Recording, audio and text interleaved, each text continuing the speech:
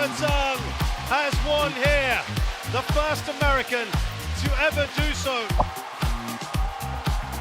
It's a 5th title with this new pairing. A 4th title of the year for Kok Hee-young and Kim So-young. He's done it, Wang Hong-young! It's another fantastic win for Xiu Shu-jae and Kang Ming-hook. Hello and a very warm welcome to another episode of Badminton Weekly with me, Jasmine Lim. The tour found itself down under for the recently concluded Sathya Group Australian Open 2023, and what a tournament it was. Making its debut as a Super 500 event, the fans were entertained throughout the week with some of the best badminton we've seen this year. And of course, today we're going to relive some of the headlines coming out of Sydney. As always, we have an expert to accompany us through it all. In fact, he is here in the studio with me. So I'm delighted to welcome back Derek Wong, a 2-time Olympian and former Singapore player. Welcome back, Derek. Hi Jasmine, yeah, good to be here again. Really nice to have you back, Derek. So, Derek, let's kick things off with the women's singles category. Now, history was made as Zhang Beiwen became the first ever American to secure a gold medal. Achieving this at 33 years old is something very impressive, but accomplishing it exactly 2 years after Achilles' injury and surgery is something she can definitely be proud of, isn't it? Yeah, I agree that it's definitely something she has been looking forward to. Coming out of such a serious injury like what she had went through, it's really not easy. Yep. And the mental thought about trying to get back into that kind of peak performance again is really really she's showing a lot of grit and strength in that area. I'm very happy for her. She's also my good friend. If you all know that she used to play for Singapore as well. And I sparred with her, and it was definitely a good fight against her. She would always like to win every single point when we came up against each other. Yeah. So it looks like her tenacity, from all those years before and now has really carried through. And of course, the win in Australia came at the back of a really good run as well for her. She's made it through to at least the quarterfinals in the last 4 tournaments. What do you think has been working so well for her, apart from her tenacity, of course? Definitely, I think confidence plays a part. I know Zhang Beiwen that she just needs that boost in confidence, because all along her basics, her style of play is always up there. Just that confidence factor that will push her up to the next level. And I think she's shown that in the Australia Open. She doesn't lose points easily. So the opponent sometimes gets very frustrated when they come up against her. If you look at the finals, right, I would say her strengths were really in the front, where she was just taking a lot of initiative to get the opponent out of position, be a bit more aggressive, a bit quicker on the front court, so that she could put Kim in a very tough spot. Kim is also a very tall player, and with difficulty in twisting and turning, I think Zhang Beiwen made the right move to play those kind of shots against her. Yeah. I feel touched because today is exactly I got surgery for 2 years anniversary. Yeah, so I feel like, I'm so emotional right now, yeah. But I feel like I should aim it for more, but this title makes me really happy about it. Yeah, I don't know what to say right now, but I think, even I didn't play so well today, but I feel like time to celebrate it. Yeah. Now, there was also quite an age gap in the men's singles final when China's Wang Hong-young took on India's HS Pranoy. 7 years, to be exact, for the age gap. Now, this was a rematch of the Malaysia Masters final, where the older Pranoy actually won in 3 games. But Wang, he got his revenge this time round. What do you think Wang did better here? Actually, I would say both players actually know each other's game quite well. Because if you look at the finals, right, both of them were just trying to find that small gap of opportunity to go for the win. Wang was patient. He was a lot more willing to be able to wait for opportunity. Whereas if you look at Pranoy's game, he was just when opportunity came, he was just trying to go go for the Every smashes, single one. but Weng just keep coming back. Keep coming back. I like what you said about Weng's patience, because Weng himself, he had to overcome a number of big names en route to the final, one of those being Malaysia's Lee Zijia in the last 4. Now, despite Lee's defeat here, do you think we're finally seeing a resurgence in the Malaysian? I would think Lee Zijia, he is definitely coming up in terms of confidence and his gameplay, but there was also a mention that he felt better playing as an underdog, and I think sometimes that mindset works, but eventually you have to overcome it. So for now, it works for him, that he can use that kind of mental mindset to play better.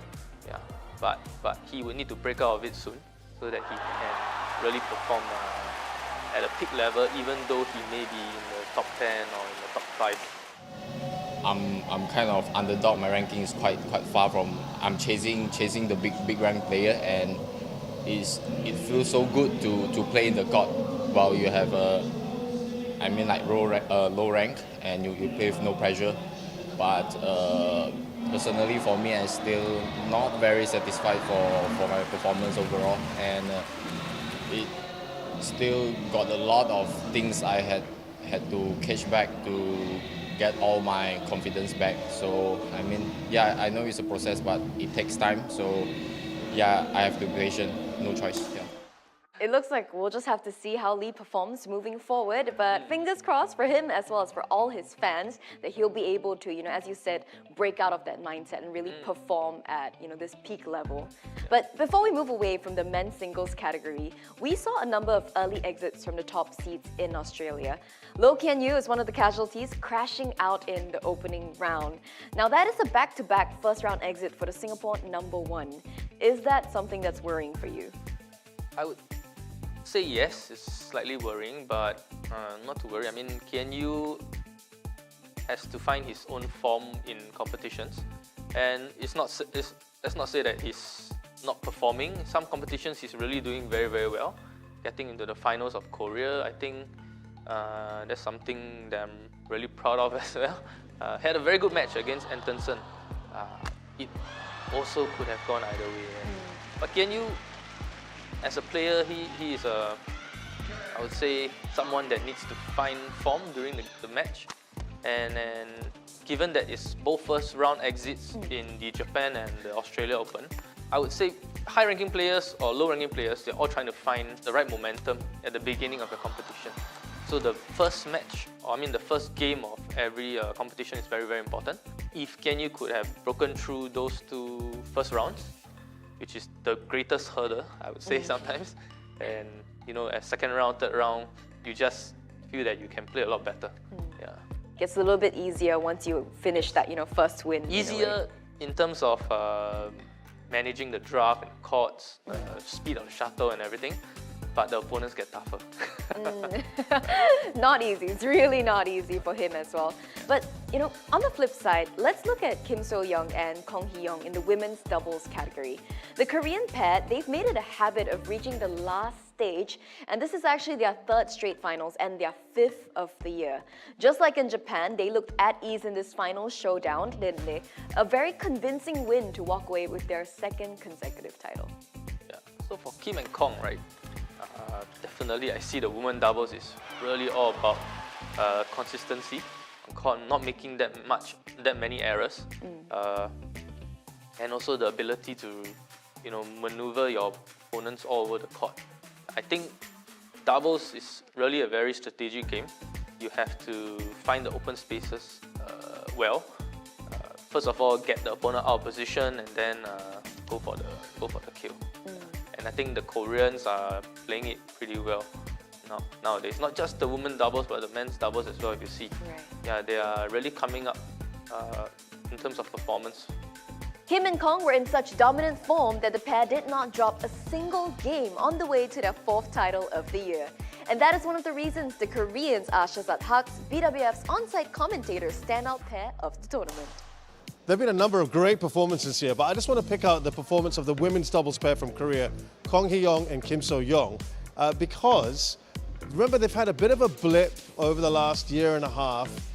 They've suddenly kind of found their rhythm again. They won the All England back in March, which I think surprised a few because they beat the informed Bekhana and Lee So-hee. And then the last 3 finals now they've been in. First to Korea, they lost that to Chen and Jia. Then they beat them in Japan last week. And here they are now, here in Australia. 3 finals in a row. That isn't easy to do. This is a long, arduous tour. Remember, we're only in the 19th event of this long extended calendar that started in 2023.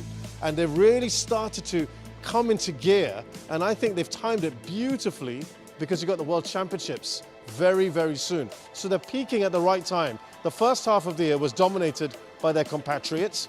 They are now coming to the fore. They've got 30-odd wins now, only second to Beck and Lee, and they're picking up the pace at the right time. And I'm just wondering, not only are we looking at them here for the World Championships, look towards the World Tour Finals and the Olympics. They're my bet to go one better, or at least one better, than the bronze they got back in 2020.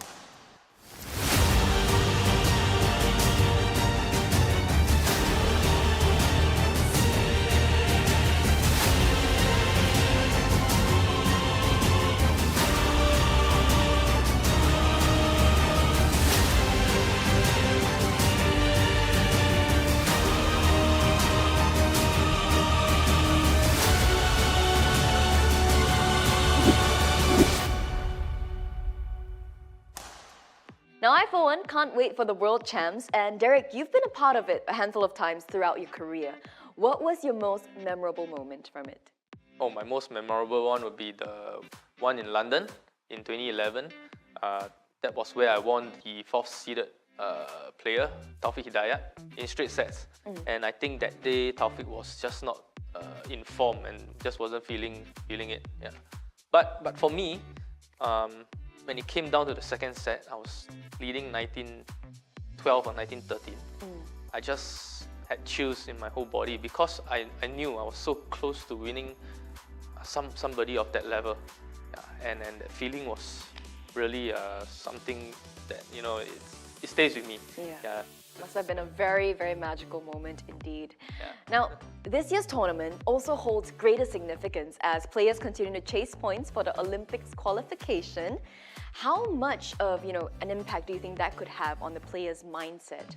This World Champs is very important because if you think about the points that they can get from this competition, it's one of the bigger competitions whereby you can get the most points. If you look at a player like Axelsen, he is not participating in the Australia because he's probably prepping his body for the World Championships. Right. And I think he knows which competition he wants to go for the most number of points so that he can keep his Olympic qualifications points and ranking to the optimal number that he wants to. I think somebody to look out for would be Carolina Marin. She hasn't been participating in the past few competitions.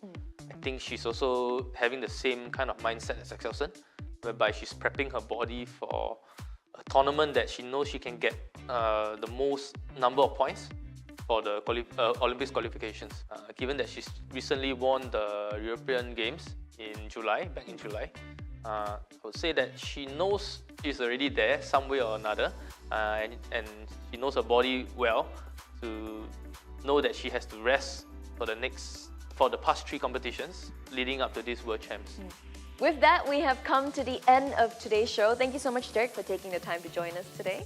Good to be here, and hope to talk to you more and give more feedback on the next few episodes. It is always a pleasure. For all of you guys at home, remember to join us next week as we build up further to the World Championships. In the meantime, don't forget to get all your latest news and updates through the BWF app, Badminton for You. And as always, keep your comments, thoughts, and questions coming on our Facebook and YouTube pages. Let us know who you're looking forward to see most in Copenhagen. Until next time, take care and bye-bye everyone.